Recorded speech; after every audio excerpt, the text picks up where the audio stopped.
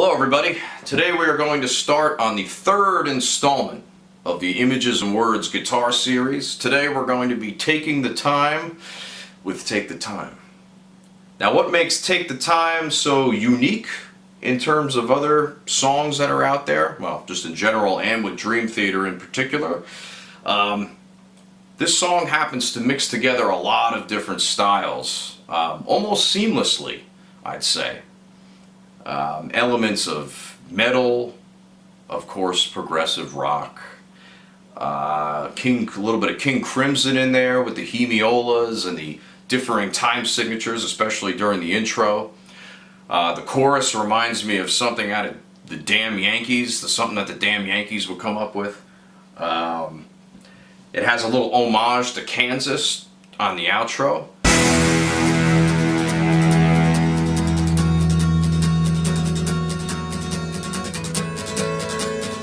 And it's got a lot of elements of funk in it as well. We get to utilize that middle pickup on the Petrucci guitar too, which is a great sound. One of the best sounds I think I've ever heard. So without further ado, let's get on into Take the Time.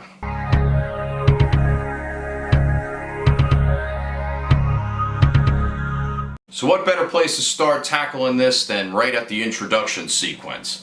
Now the intro to Take the Time follows a Hemiola, and a Hemiola is when you have two different time signatures going at the same time. In this situation, the bass is playing one rhythm, the guitar and the snare drum are playing another rhythm, and Kevin Moore is in his own world doing something else with the string pad. Now, the bass part, which I'm going to show you here, is basically in a 4/4 pattern. Okay, so the bass stays in 4/4 the entire time as the other instruments change time signatures. And it's basically just a simple rhythm that goes like this.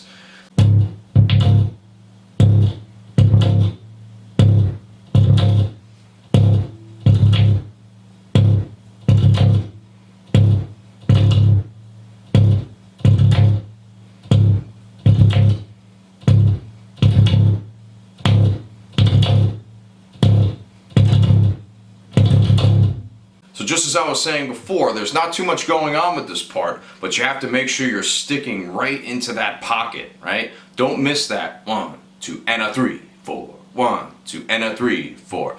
Even when the other parts are going, you can't let yourself get distracted by it, otherwise you're going to throw off the entire song. And then at the very last measure, you play a quick 3/16 notes, which yes, that is a measure of 3/16 that occurs. And that transfers it into the next section. So the guitar part basically follows the same type of rhythmic idea, right?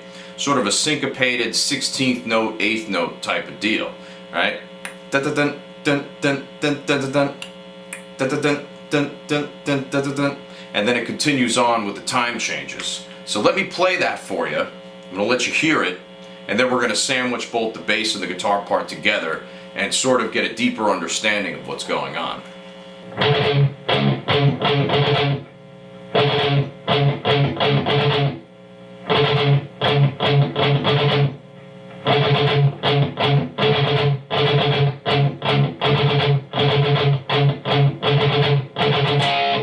Okay, so definitely a tough part to explain right out of the gate, right?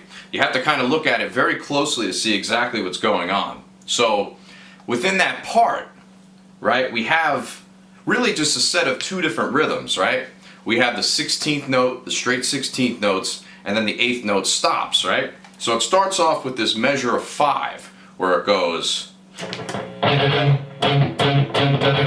then it starts off with the measure of 6. 1, dun dun dun dun dun 5, 1, 2, dun dun dun dun dun dun dun dun dun dun dun dun dun, and then finally it hits in to a measure of 3, and it stays in 3/4 until the last measure of 3/16 that I was talking about before. And it starts off with this rhythm.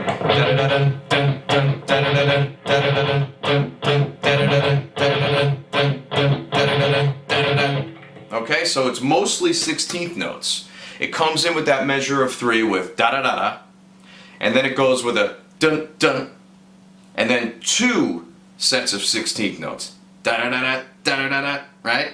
Da da da da dun dun da da da da da da da dun dun da da da da. 2 sets and then 1. So it's 1 set of 16ths, then the stop, then the quick 8ths, then 2 sets of 16ths, 8ths, 2 sets of 16ths, 8ths.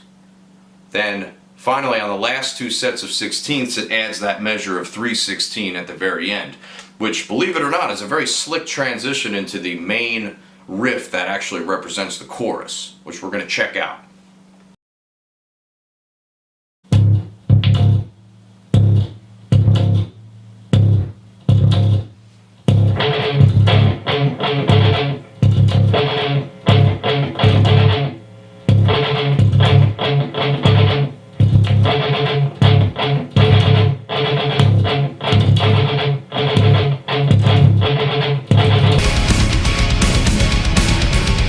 So after all that lovely introductory confusion, we head into a slightly more straightforward part. The timing is very straightforward. It's just in 12/8 and it's a triplet feel. Ba-da-da-da-da-da-da-da-da-da-da. Okay? Now let's check out that first riff. I'll play them all in a row for you.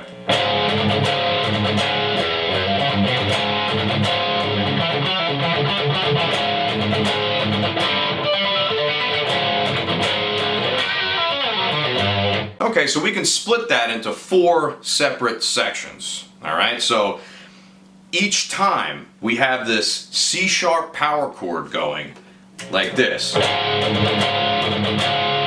Alright, so 1 triple lip bomb, right? Pretty simple rhythm. The thing that makes it a little bit different, and it's not just a standard power chord, is that it's a C sharp with the extra 5th on the bottom. So we have a regular C sharp power chord, 4th fret, 6th fret on the A string and D string, but then we also have the additional 4th fret on the low E to give it that additional crunch on the bottom, right? Otherwise it just sounds like this. That sounds a little too much like Iron Maiden. We want it to sound like this. That extra crunch on the bottom, right? Okay, so that starts off each part. Now I'm going to go into the licks that happened in between. Alright, so basically what we're doing is we're hitting an open E, then 2nd to 3rd hammer on, a tritone up to the C sharp, back to the G, and then hitting into the B. Alright, so we're almost doing like a tritone substitution type of thing, where it's playing along, it's playing around with a G, almost like a G Lydian sound.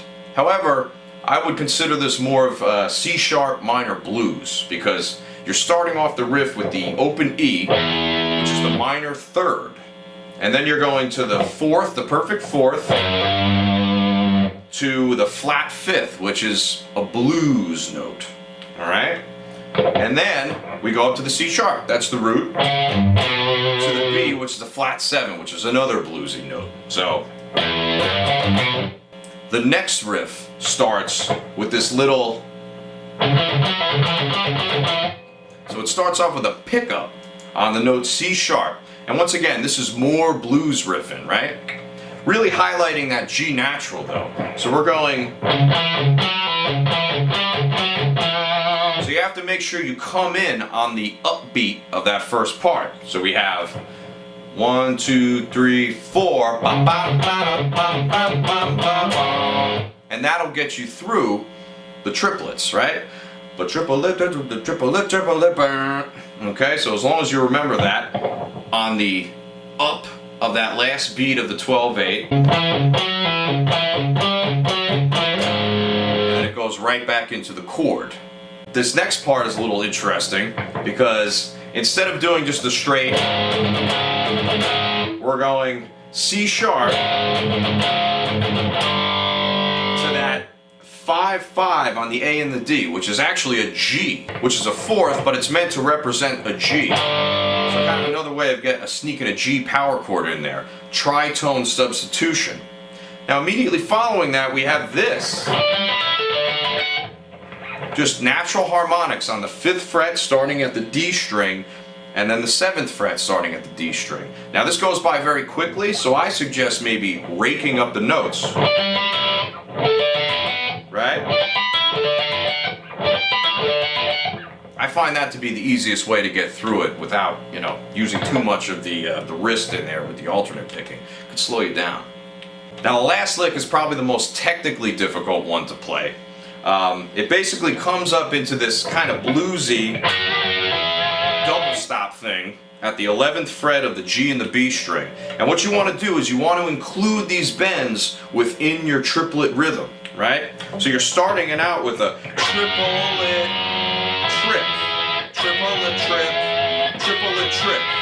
Remember that, triplet trip, okay? And then you hit the root down at the bottom as your next note. So that's triplet trip, oh, lits, triplet, boom. Alright, now the best way to do this is straight up legato, a lot of legato. So I'm picking that one time, getting through all those notes, then I'm picking once here, and sliding down all the way from the 11th fret down to the 6th and the 4th. And then picking the next string, pulling off, and picking the G. So I'm just picking all the new strings as they come through. And this is, once again, this is like a blues kind of Dorian thingy, because you're hitting the F sharp. And then blues, more blues, and then tritone sub. This is a straight up G major arpeggio.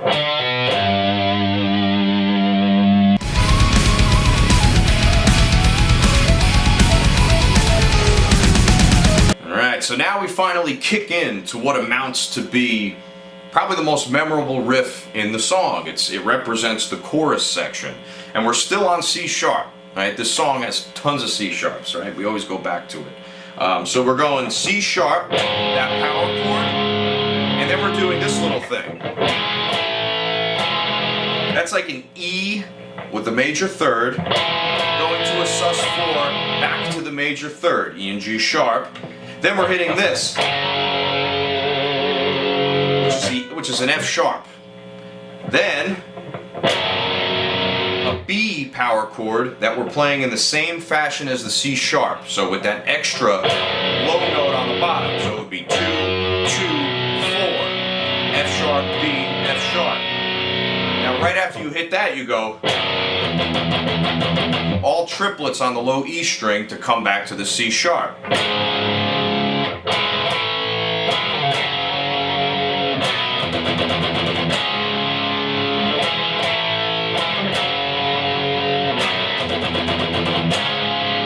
You basically just repeat it twice, and then it heads right into the verse.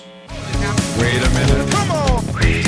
So the first part of the verse, there's nothing really crazy going on. The guitar is just holding out that C sharp from the previous section like this.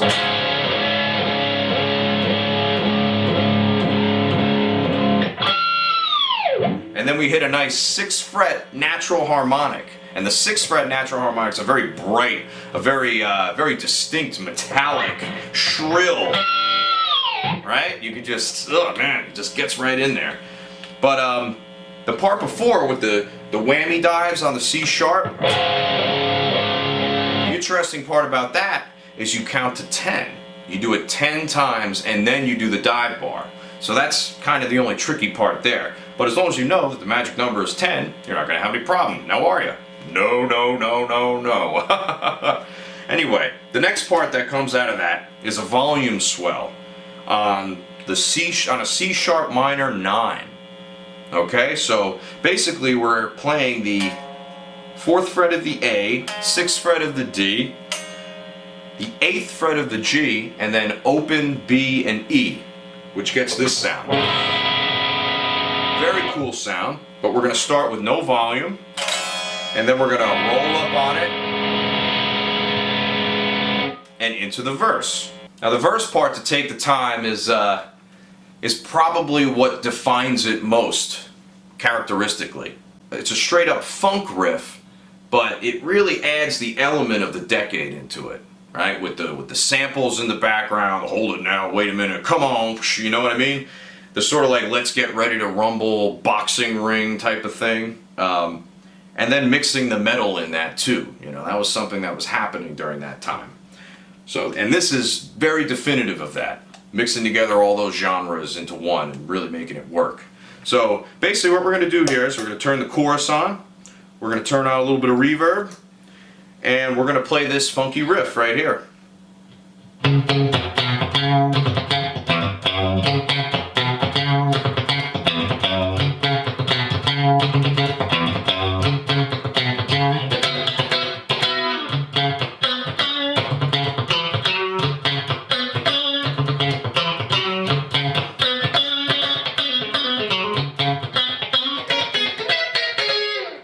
The rhythm to this section can be very challenging, but if you understand it, you won't have anything to worry about.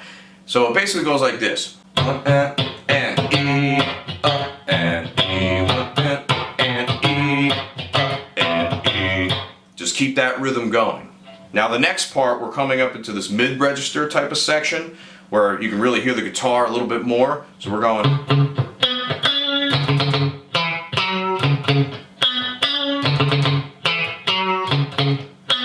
Lick, right? That lick is just a C sharp minor pentatonic.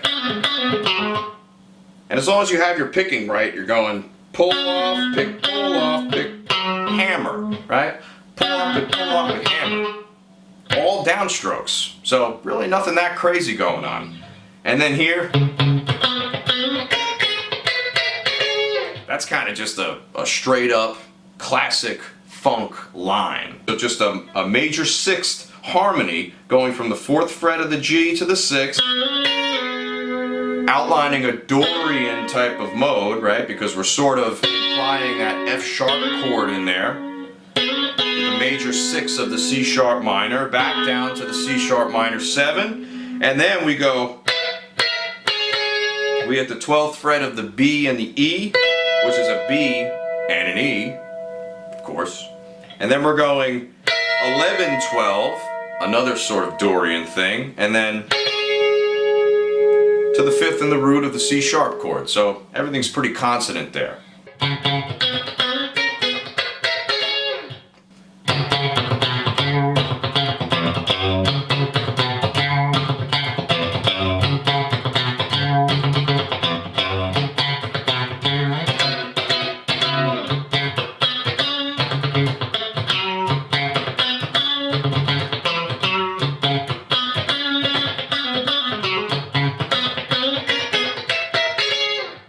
Okay, and that part that happens right before this low section is over, it's all on the ups of those beats. And really it's a C sharp minor 11th chord, and you're really zapping it. You're zapping it real hard. Okay, with that nice smack back. So basically you're just holding the 9th fret of the low E string with your middle finger. Then you're holding the 9th fret of the D, the G, and then you're barring the 7th fret of the B and the E. So that gives you root, minor 7th, minor 3rd, 11, and flat 7. So, and that's a super funky chord. Super. It loves a good coil tap type of sound. You know, the more stringy you can make your guitar sound, the better off you are. This is also definitive of that time period as well. There were a lot more, I feel like a lot more 11th chords and sus chords going on during the 90s for sure.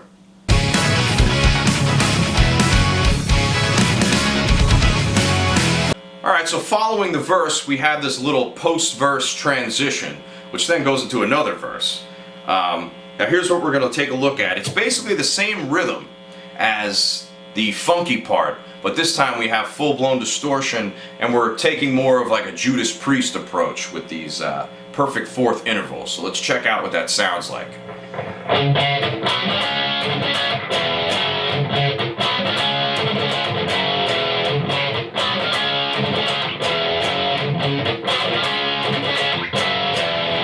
So the exact same rhythm from before, as long as you understand that it's 1 and E, and E, and E, and E. If you remember all of those little letters and where every single note hits within that beat or off that beat, this part will make a lot more sense. I remember when I was learning this a long time ago, I was just trying to feel it out, and man, I wasn't even close. I was just kind of guessing when I was coming in, but with those letters and numbers, you're not going to be guessing where you're coming in anymore. That's not what we're going to be doing. We're not going to be guessing. This is not a guessing game. What do you think? This is Guess Who? This is Clue? You're going to get Mrs. Buttersworth in the fucking ham bone or something? Get out of here. You wouldn't want to be playing a guessing game when you're launching a rocket from Cape Canaveral and you're not sure if the second booster is configured properly. When you have 3 astronauts already on board, ready to take off and go to the moon, you're going to be guessing then? Mm-mm. The stakes are just as high as sending someone into outer space. Treat it like that.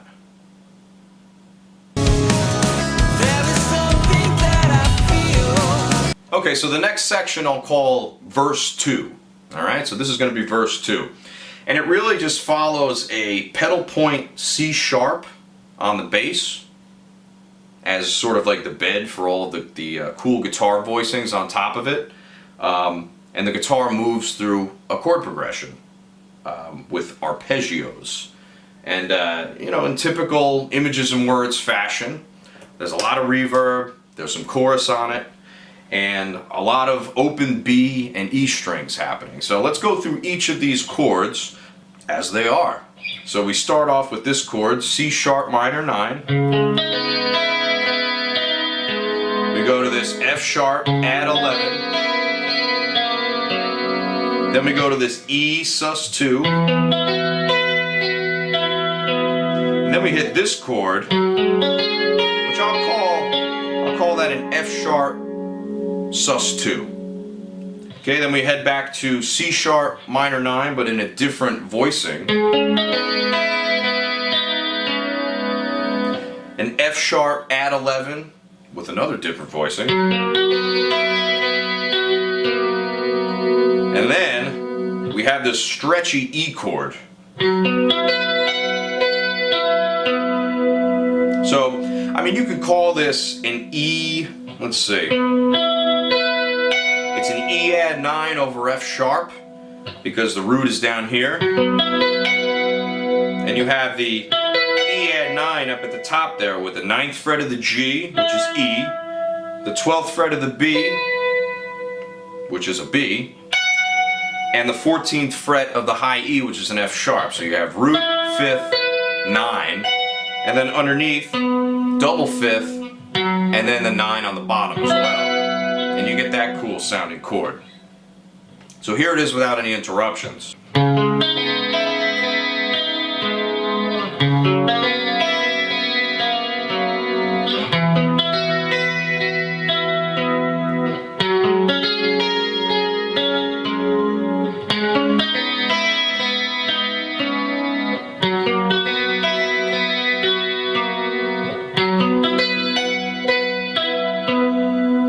So there's not too much to say about this verse 2 other than the chords are very exotic.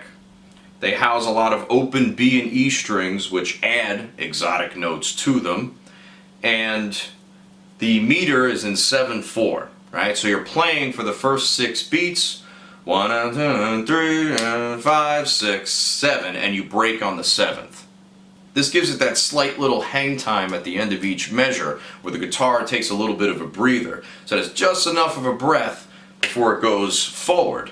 But it actually cuts the vocal melody short in a way. And the vocal melody is actually singing more of a 4/4 friendly type of melody within 7/4, which is very interesting. What I mean by that is that the vocal melody is always ending right on the downbeat of the next phrase. So it's like, there is something that I feel, there'll be something that is real.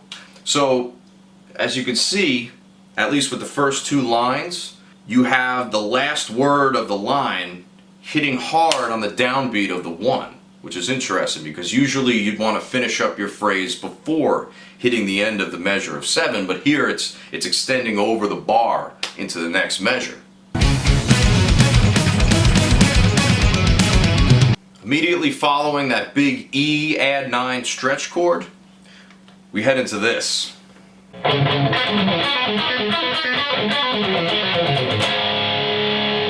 So that's a transition into the chorus section. It's the first transition into the chorus section.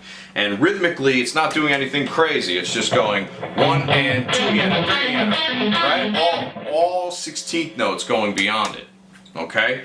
Now, there's a very specific way that I like to do this, and that's, I like palm muting the first 2 notes, palm muting these with all alternate picking, and then doing sort of a pull-off type of thing going through all those other notes. Especially when you get back to that part. And then,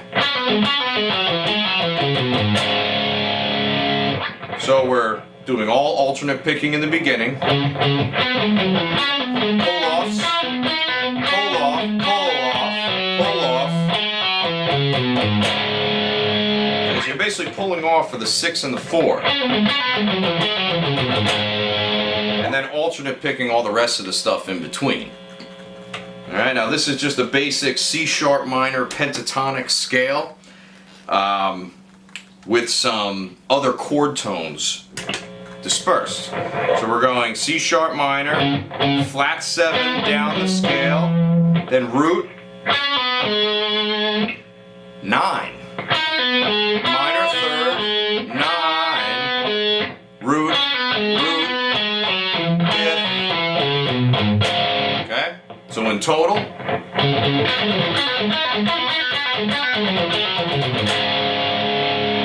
now that part's all in 4/4. It's just because of that weird phrasing in between that it feels like it's out. But if you listen to it, it actually is in 4. And the best way to feel out that 4 count, because it's so odd, is to feel out the accents. So we have that first thing that's going like this. 1 and 2 and a 3 and That's the first accent, is the of 3, right? And then we hit 2 more notes in between, and then on the and of 4, right? Alright, so that's the and of 4, and then we hit 1 and 2 and 3 and 4 and So it's just about where the accent notes happen.